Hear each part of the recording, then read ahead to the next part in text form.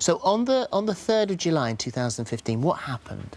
Okay, Paul was driving into work on his motorbike, and unfortunately a dangerous driver crashed into him, causing extensive injuries to Paul, and he was rendered unconscious at the scene. Yeah. And you didn't, I mean, straight away, because of the injuries that he suffered, it was the worst case scenario. Nobody expected him to survive even the night. No, that's right. He was obviously unconscious at the scene, and he was resuscitated and taken to hospital, and he wasn't expected to get through the initial surgery. Yeah. When you got to the hospital, what did the intensive care consultants say to you? What was the extent of his injuries? Okay, they just said Paul has extensive bleeding on the brain, and he had other injuries to his pelvis and his legs and arms. And they just said, we'll start on his physical injuries first and see how that go. But well, he did survive, and it was a few weeks later that you understood how extensive this brain damage was. And so who were you left with? What sort of a situation were you in? What were the extents of his brain damage at this point? Okay, well, it was just we were just hoping that he would wake up, really. A couple of weeks after the accident, he was kept in an induced coma anyway, although he was, as I say, comatose at the scene. And they'd done a scan and told us, even if Paul did wake up, that he would not make any kind of recovery.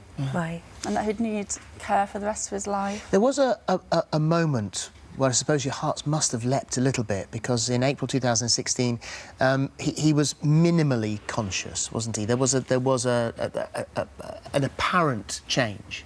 Yes, he was first diagnosed. When somebody wakes up from a coma, they open their eyes, but they're still unresponsive. They're classed as a vegetative state. So Paul was in a vegetative state for a few months. And you said you could see that fear in his eyes. That's right. He did open his eyes, but there was nothing there. He just looked like, for such a happy person, usually, there was just like a sign of terror in his eyes. And then eventually he was diagnosed as a minimally conscious state, although his family, I must say that he still was unresponsive to us. We didn't understand the difference. The problem is that you'd had this discussion. You're both professional people. You knew how he would feel in these circumstances, and you knew very clearly what he would have wanted. That's right. Paul had seen brain-damaged persons and persons in intensive care in his job as a traffic police officer, and he'd quite clearly stated to me and colleagues and friends in the past, if he was ever in that situation, he wouldn't want to be kept alive in intensive care.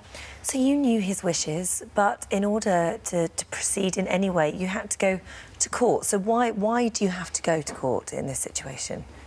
Because patients in this kind of state, after a couple of weeks, they automatically begin breathing on their own, so there's no easy option, and the law... It's not as if you can switch anything. No, there's nothing to switch off, that's right. So it's just not as easy as taking things away. It has to go to the Court of Protection. Unless there'd been an advanced decision.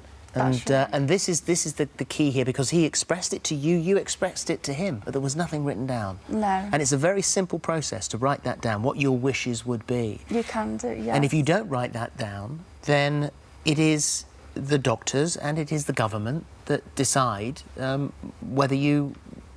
I assume, really, I mean, the fact is they're going to keep you alive. They're going to keep you alive for as long as possible, That's even right. if that is against your loved one's wishes. That's right, yes. Family don't really have any say in what happens to their next of kin or their loved ones. So this was an 18-month court fight, really, wasn't it? It was, really. From the beginning, we knew that he wouldn't want to be kept alive, and that any news we were given, it was never good news. We knew that Paul just would not want to be kept alive in that way. So finally, that anguish, it took 18 months, and the courts did agree, and the judge agreed with you, and that you were allowed to carry out his wishes. That's and right. And treatment was withdrawn, and nutrition was withdrawn, and then, as was expected, he died on the 21st of January.